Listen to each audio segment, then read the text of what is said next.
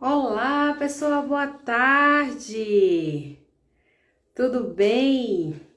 Vou aqui aguardando o pessoal entrar para a gente começar então hoje o nosso bate-papo. Que hoje vamos continuar com essa história, né? Conversando bastante aí sobre ESG, todos esses novos conceitos. O que tem a ver com isso, com o trabalho, né? Bastante coisa aí pra gente conversar sobre isso. Vamos lá, Camila já tá por aí. Deixa eu já convidar aqui. Ô, Camila, pode mandar a solicitação para você participar aqui. Se estiver aí pela Abissal.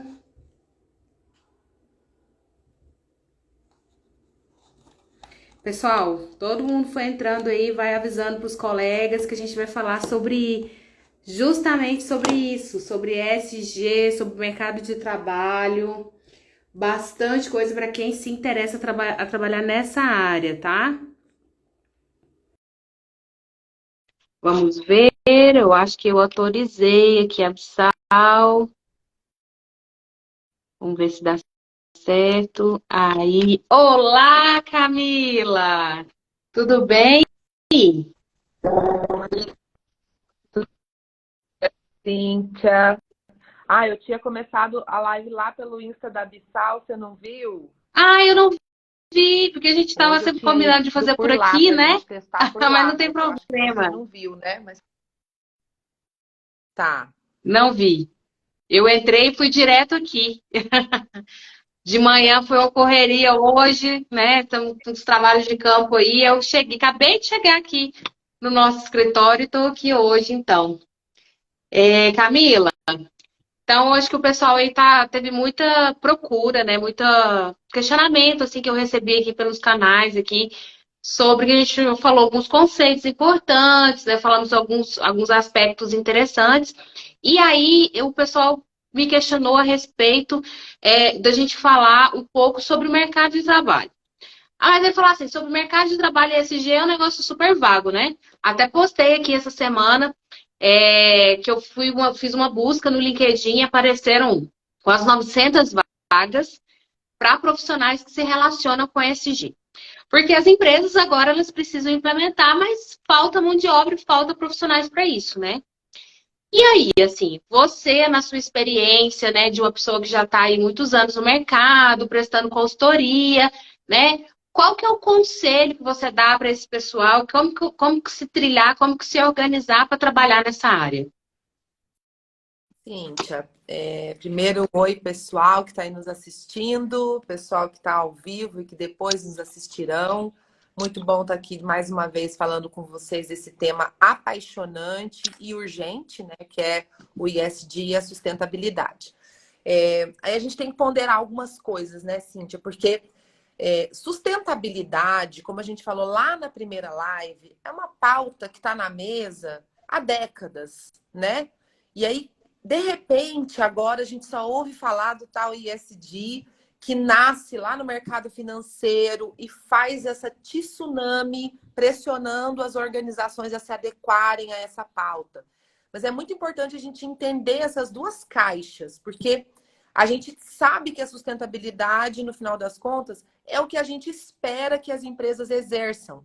E aí, quando surge de 2018, 20 para cá, essa força do tema ISD, a gente também vê essa corrida dos profissionais para entenderem o que é e depois se colocarem no mercado pujante agora em termos de demanda de profissionais ISD. Porque é isso, igual você viu aí no LinkedIn, 900 vagas, e isso é o que a gente não viu ainda, hein? Porque eu mesma conheço, estou sendo super assediada por empresas, por instituições. Camila, me indica alguém do ISD, me indica alguém do ISD. Só que é o seguinte, não existe uma formação específica para um profissional ISD. Não existe hoje nenhuma taxonomia sobre o termo ISD, sobre o termo ASG. Então, não é algo assim tão óbvio, né? Nossa, então quer dizer que eu sou da área de meio ambiente, eu sou da área da qualidade, eu posso assumir uma área ISD? Depende. Com certeza, vocês, a turma da área do QS, MS, RS, qualidade, saúde e segurança do trabalhador, meio ambiente e responsabilidade social, essa turma que já atua nesses segmentos, eles têm um viés de conhecimento para pautas específicas do E, do S e do G. Então, quando eu falo em segurança do trabalho, eu estou atendendo a critérios do social.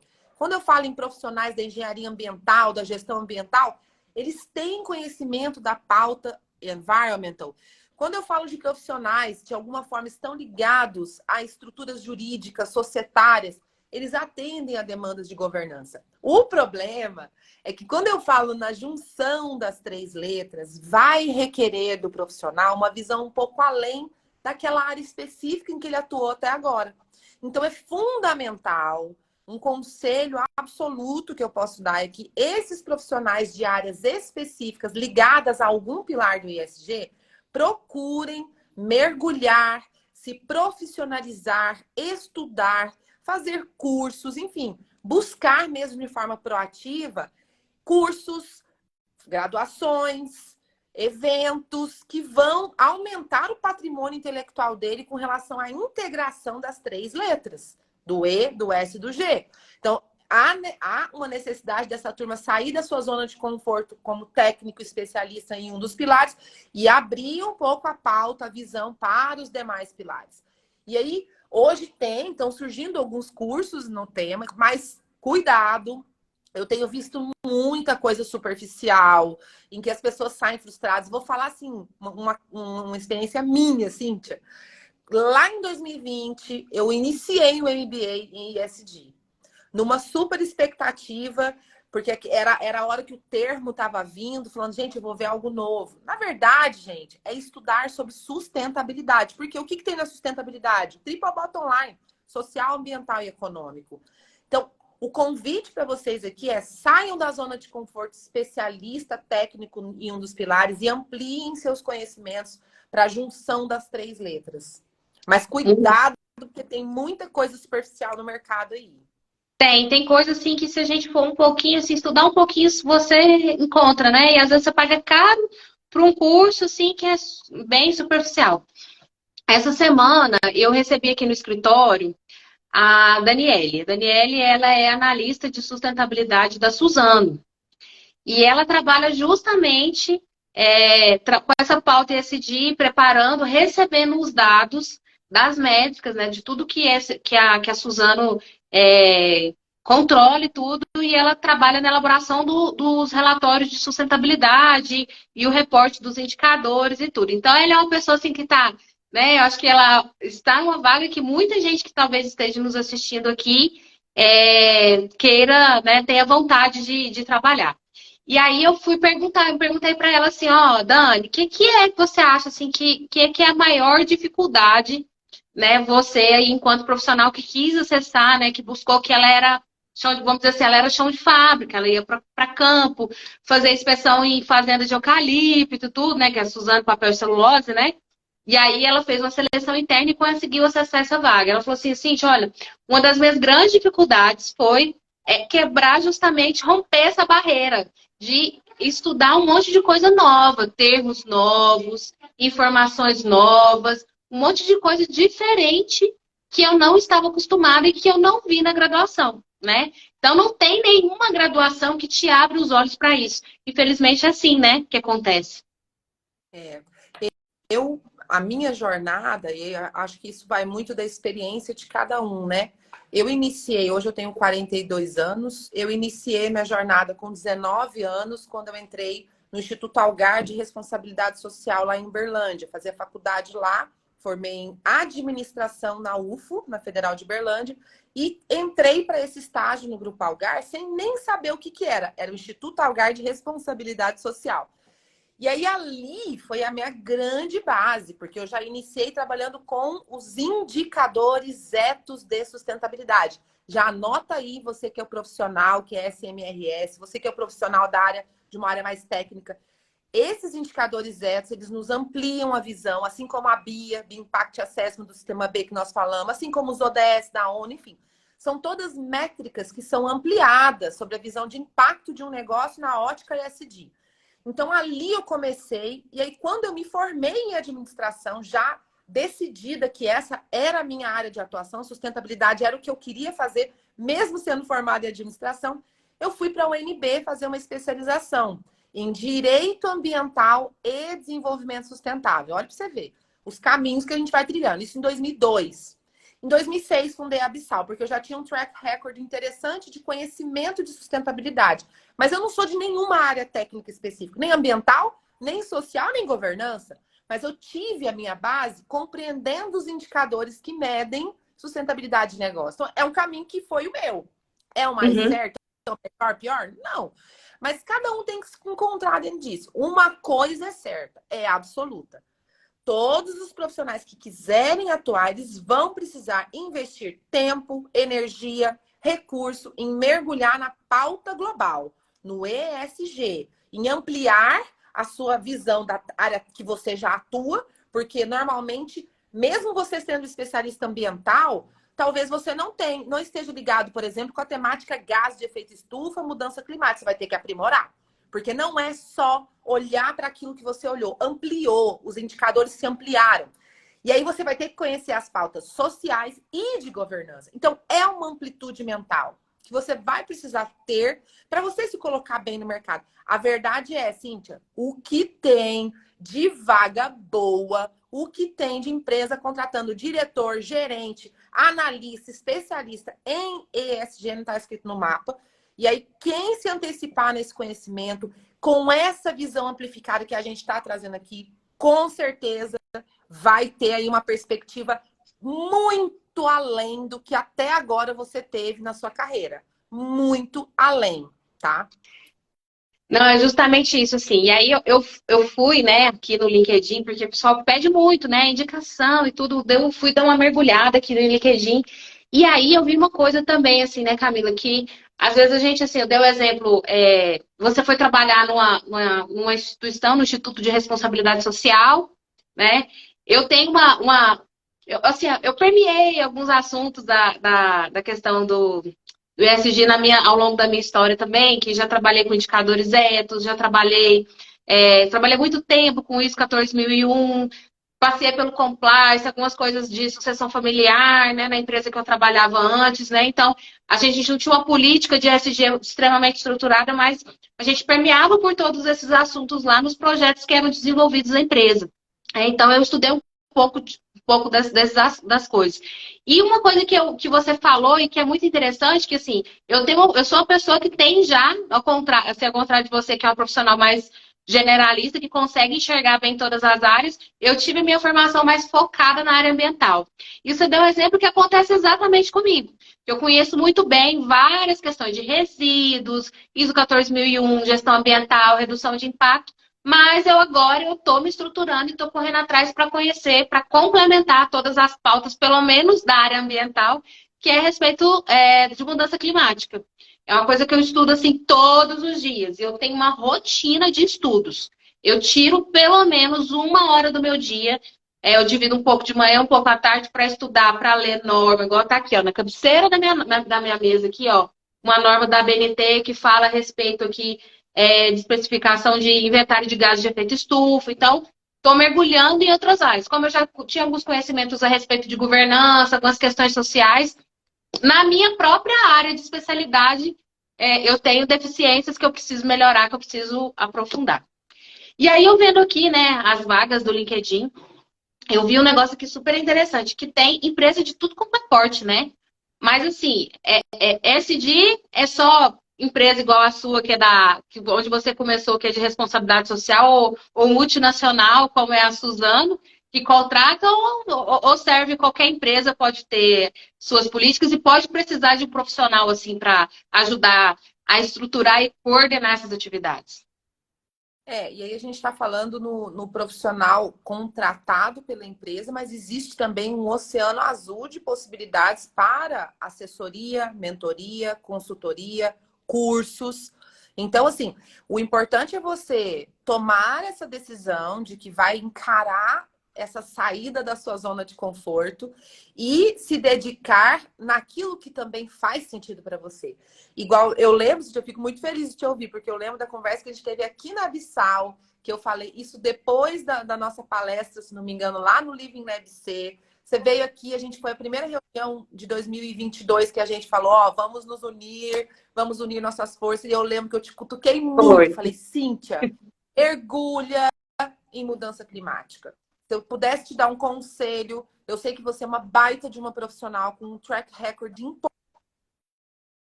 em toda a implantação de sustentabilidade. Deu uma cortada porque baixou a bateria. Voltou? Estão me ouvindo? Tá ok, E tá eu lembro, ótimo. falei, mergulha, porque esse é o futuro da gestão ambiental em negócios, em mercado, em qualquer projeto, seja público ou privado. Então, eu sei que você tem uma super base, mas vai fundo nisso, acredita em mim. E é isso, cara. É isso que a gente tem que fazer. A gente tem que dar esse tipo de toque para as pessoas que a gente conhece, que a gente convive e que a gente quer que cresça. Porque é isso. E aí, você tem tanta oportunidade de ser contratado por uma empresa, como um profissional ESG, quanto prestar uma consultoria. Então, não é só ser contratado. Empresas grandes, empresas listadas em bolsa, empresas que geram impacto ambiental importante, seja média ou grande, elas vão precisar de um profissional. As pequenas, as menores, elas têm uma tendência a procurar consultorias, assessorias, porque às vezes elas não conseguem absorver um profissional ou não justifica ter um profissional ESG ou até um profissional da área ambiental. Então, seja para qual setor, qual porte vier a demanda, vai ser importante você amplificar os seus conhecimentos, os seus conceitos, onde você atua e onde você quer atuar, tá? E aí eu sei que eu e a Cintia não vamos também ficar na nossa zona de conforto, a gente vai preparar surpresas boas aí para esse ano. Ó, eu já estou no ano passado lá, porque foi a nossa conversa. A gente vai, obviamente, tentar suprir essa lacuna. Voltando na minha conversa inicial, né? Foi muito frustrante para mim o MBA em SD. Foi muito frustrante. Eu falei, gente do céu, tá muito teórico, tá muito superficial e tá muito distante, mesmo para mim, que sou um profissional de 20 anos na área. O que eu vi no MBA não era o que eu queria ouvir. E aí eu acho que falta muito a prática. Os cursos são muito teóricos, são muito densos. Eu não sou acadêmica, talvez tenha sido esse o problema. Eu sou consultora, eu sou a pessoa que vai lá e faz acontecer na empresa o ISD. Então eu falei, cara, isso eu não quero ouvir, esse blá blá blá aqui conceitual. Eu quero saber como que implanta, qual é o resultado que dá.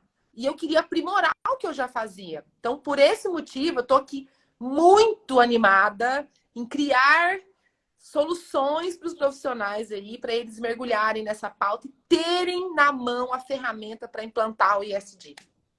Essa eu acho que é a dor da galera, né? Que todo mundo quer saber e todo mundo quer atuar, quer saber ter isso, né, na prática. Porque quando a gente fala assim, né? Você falou na live passada, no negócio assim, dos temas materiais, né? É tanta coisa que você precisa ter, assim, de conhecimento técnico, às vezes também, né? Nessa bagagem, que aí as formações ajudam, mas todos os profissionais, de uma maneira assim, eles precisam saber quais são esses temas e o que é que se relaciona com a sua empresa, né? E saber, no mínimo, montar um plano de ação. Ah, eu sei que posição que eu tô, preciso saber onde que eu quero chegar e agora preciso ter um plano de ação, né? Preciso fazer isso de uma maneira prática, né? Sempre é um PDCA. Implantar ISD ou sustentabilidade, ou chamemos como quisermos, sempre passa pelo clássico PDCA. Eu tive uma reunião semana passada que eu adorei. A pessoa trouxe o PDCL, que é o Lean no final. Não é o agir, mas é o agir cíclico, que ele é Uhum. Lean, ele precisa ter um fluxo, né, de avaliação constante e de evolução constante. Eu adorei, que é o PDCL. Mas no final é isso, é planejar, e você só planeja a partir de um reconhecimento de onde você está. Não existe gerenciamento sem conhecimento de dados. Se eu não tenho dados, eu não sei para onde eu vou. Primeiro passo é mapear. Segundo passo é planejar, implantar, monitorar e comunicar. O ISD requer uma comunicação. Por isso a importância dos relatórios. Do relatório GRI, que a gente já falou nas lives anteriores, que é o Global Report Initiative, do relatório de inventário de gás de efeito estufa, que é validado por um CDP, falamos sobre isso também nas outras lives anteriores, Então, é importante no final, ou melhor, no final do ciclo de uma jornada, porque você nunca chega lá, não tem fim, tá? Não é um ano de implantação, acabou. É o resto da vida ampliando indicadores, aumentando metas, aumentando compromissos. O primeiro ano é de definição. A partir do primeiro ano, você só amplia, porque não existe empresa sustentável. Todas as empresas que vão nos ouvir aqui, todos os profissionais que vão ouvir aqui, sabem que não existe empresa sustentável. Então, sempre a cada ano preciso evoluir nos meus indicadores. Então, é para o resto da vida. Mas eu chego no final de um ciclo, eu tenho que replanejar, reavaliar, traçar minhas metas, ousar mais, agir em pontos que eu não trabalhei no ano anterior. Então, gente, tem pauta para a galera do ISD para o resto da vida. Então, vale a pena vocês saírem da zona de conforto, mergulharem, e a gente vai ajudar vocês com isso. Eu e a Cintia nos unimos aqui com esse propósito. Camila, para finalizar, eu queria comentar uma coisa assim. Uma coisa, né, é o profissional que vai lá trabalhar com SD, né, que precisa saber fazer um diagnóstico, ajudar a empresa a criar um plano de ação, fazer um relatório, seja essa pessoa um profissional contratado ou seja um consultor, um assessor, né, que vai estar lá. Mas também, assim, se a gente for olhar todos os outros profissionais, principalmente voltados para a administração, para a gestão do negócio de liderança, precisa conhecer sobre esse tema, né? Porque eu acho que conhecer sobre esse dia, saber o que é isso que se trata, é como conhecer, assim, as coisas básicas sobre direito, as coisas básicas sobre o planejamento empresarial. É um assunto que já virou, assim, também, é um tema importante que está dentro da gestão de qualquer organização, né? Você não precisa ser a pessoa que vai lidar exatamente todos os dias com aquilo, mas principalmente quando são pessoas que tomam decisões e que vão administrar, cuidar de várias áreas da empresa, né? Então, as lideranças precisam saber disso, né? Sem dúvida. Ontem eu dei um treinamento que eu fiquei muito feliz em um cliente, que eram somente lideranças de todas as áreas. A gente tinha área ambiental, de segurança, tinha. Eram 15 pessoas de áreas comercial, recursos humanos, suprimentos, engenharia e arquitetura e todas as demais áreas da empresa, inclusive o dono da empresa. O CEO, o presidente do conselho participou do workshop. Foi um workshop rápido de 2 horas, que tinha o principal objetivo de decantar conceitos como ISD e ODS, porque é algo que a empresa precisava nivelar com a sua liderança. E aí foi muito interessante, porque os próprios líderes falaram, gente, quando a gente entra em contato com o conceito, a gente fala, é o que a gente já faz, só que com amor, com um olhar de impacto positivo, social e ambiental, que é o que falta na nossa vida. O dono saiu de lá falando, eu quero isso para minha vida, eu quero acordar todos os dias e ir para minha empresa sabendo que eu estou gerando impacto positivo, porque a minha equipe está engajada nisso. Porque todas as áreas da empresa estão falando disso. E agora, olha para você ver o relato ali da diretoria.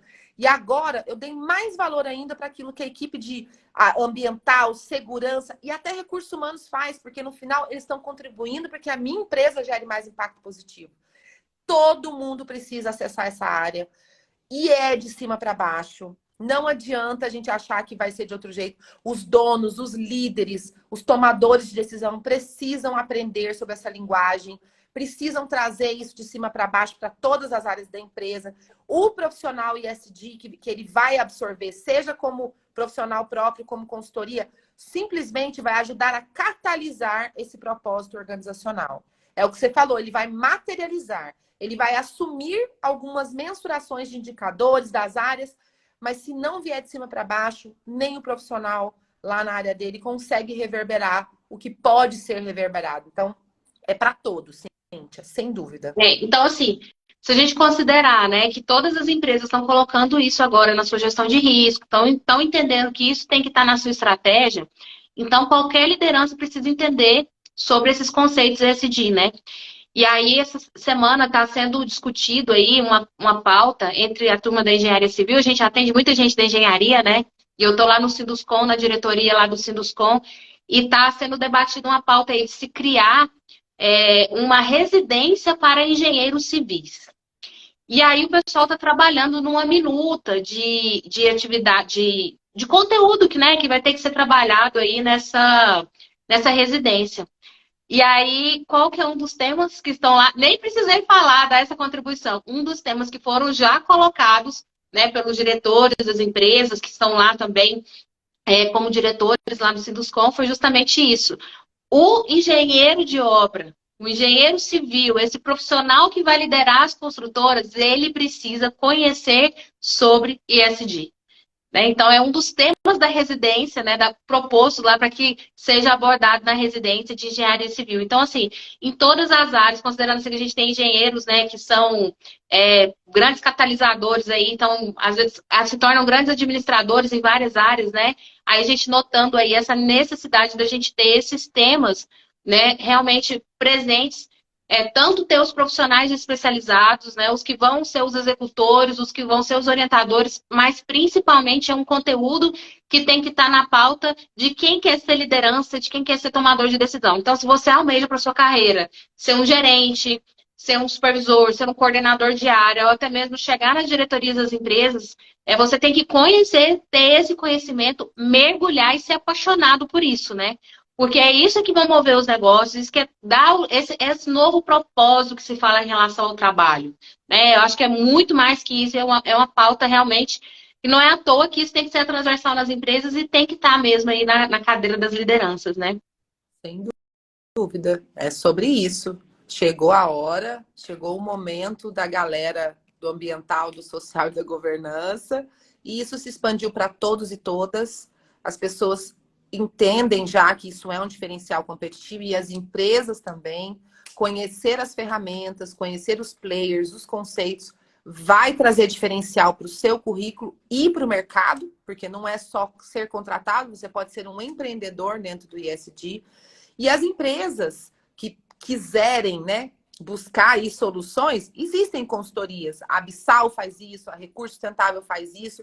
E nós, inclusive, né, Cíntia, para a gente expandir o nosso negócio e a demanda está alta, a gente também vai precisar de profissionais que estão se capacitando para o ESG. Nós vamos ser os primeiros a absorver essa turma. Por quê? Porque o mercado está gritando por isso e a gente sozinha não dá conta. A gente precisa de profissionais qualificados e nós vamos ajudar a qualificar essa turma aí. Esse é o nosso propósito para esse ano. Até fechando assim, né? Aproveitei a Daniele, que me visitou aqui essa semana, ela passou uma parte do dia aqui conosco, e ela falando assim, olha, Cíntia, pessoal, a Suzana é uma grande formadora desse profissional, porque ela foi uma das primeiras, né, a começar a dar esse reporte, a empresa é muito grande, então tem muitos profissionais do time, e ela falou assim, olha, todo mês a gente perde alguém do time, porque uma outra empresa vem e pega, porque as vagas estão aí, então às vezes o profissional vai ganhar um pouquinho mais, ou para trabalhar em trabalho híbrido, trabalho remoto, e buscando, sempre acessando além, ela falou assim, olha, além do salário, que é uma coisa super interessante, né, para esse profissional, a gente consegue acessar melhores condições de trabalho. As empresas, né, que estão preocupadas com isso, que estão investindo nisso, muitas vezes elas são um great place to work, né? Elas têm toda uma política de RH, ela tem todo um cuidado, porque ela faz parte disso.